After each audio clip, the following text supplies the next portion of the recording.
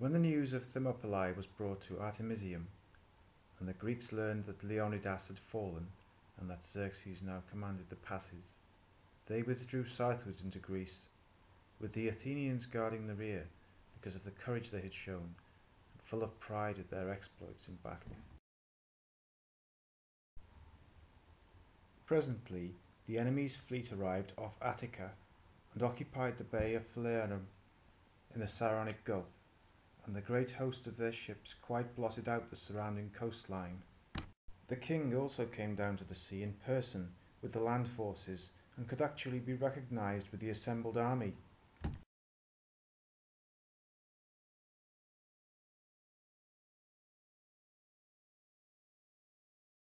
The commander of the Athenian navy was Themistocles.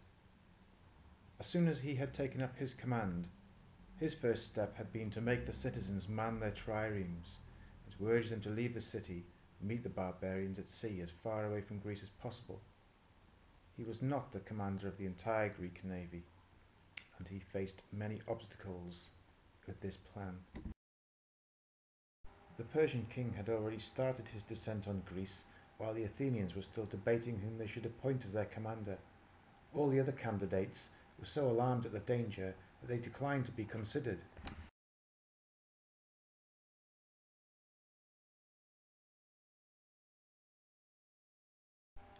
Themistocles had become their commander.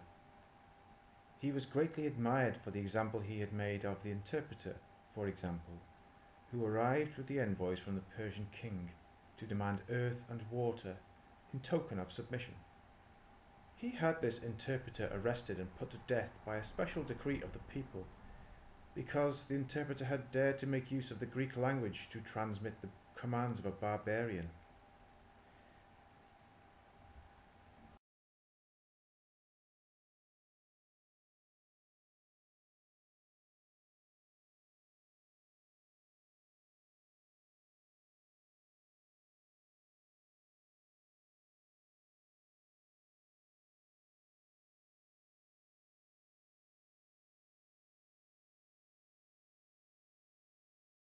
At first, the rest of the Greeks called upon Eurybiades to become their commander-in-chief, and the Spartans their leaders. But the Athenians, since they supplied more ships than all the rest of the allies put together, refused to serve under the orders of another people, this Spartan leader. Themistocles saw the danger of disagreement at this stage. He therefore surrendered his own command to Eurybiades, and soothed the Athenians' pride by promising them that if they proved their valour in the fighting, he would guarantee that the rest of the Greeks would accept their leadership later on. For this action, Themistocles is generally regarded as the man most directly responsible for saving Greece, and also for earning the Athenians the reputation of surpassing their enemies in courage, and surpassing their allies in wisdom. Because of the prestige of Sparta, the Greek fleet was under the command of Eurybiades, but he showed little determination in the face of danger, and was anxious to hoist sail for the Isthmus, where the Peloponnesian army was concentrated. Themistocles, however, opposed this plan, and it was then that he uttered a remark which became famous. Eurybiades had said to him, "You know, Themistocles, at the games they thrash anybody who starts before the signal." To which Themistocles had replied, "Yes, but they do not crown anybody who gets left at the post." Then Eurybiades had lifted his staff as if to strike him, and Themistocles had said, "You may hit me if you like, but you must listen to me." Themistocles was enraged at the prospect that the Greeks might throw away their advantage in these narrow waters and scatter to their various cities, and so he cast around for a counterstroke and hit upon his celebrated trick with Sicinnus. This man was a Persian prisoner of war, but he was devoted to Themistocles and was also the tutor of his children.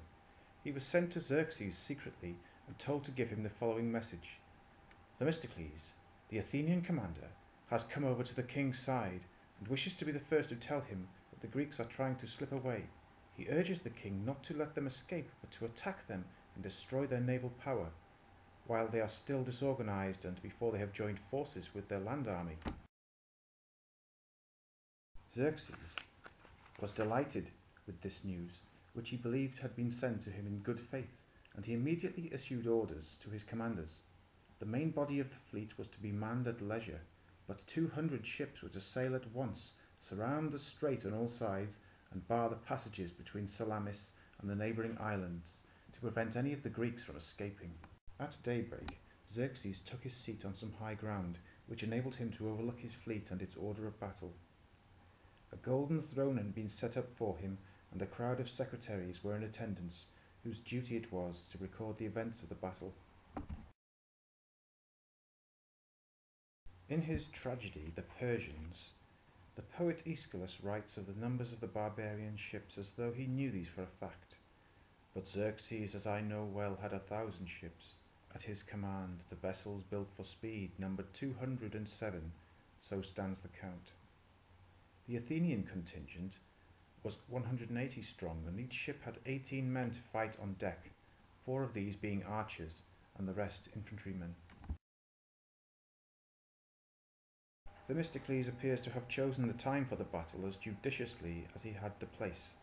He was careful not to let the triremes engage the barbarian ships head-on until the time of day, when the wind usually blows fresh from the sea and sends a heavy swell rolling through the narrows.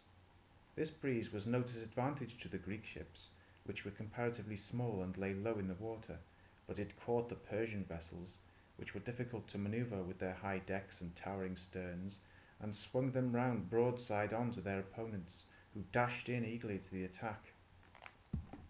At this point in the battle, it is said that a great light suddenly shone out from Alephsis, and a loud cry seemed to fill the whole breadth of the Thriasian plain down to the sea, as though an immense crowd were escorting the mystic Jaxon in procession.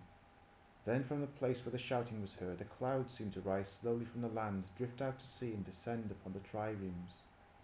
Others believed they saw phantoms in the shapes of armed men coming from Aegina, with hands outstretched to protect the Greek ships. These, they believed, were the sons of Aeacus, to whom they had offered prayers for help just before the battle. The first man to capture an enemy ship was Lycomedes, the commander of Athenian trireme, who cut off the Persian's figurehead and dedicated it to Apollo, the laurel-bearer, at Phila. The rest of the Greeks now found themselves on equal terms with their enemies, since the Persians could only bring a small part of their whole fleet into action at a time, as their ships constantly fouled one another in the narrow straits, and so although they held out till evening, the Greeks finally put them to utter rout. By sending him another secret message, Themistocles now persuaded Xerxes to abandon Greece and to hurry home. Only a small fraction of his army remained to fight at Plataea.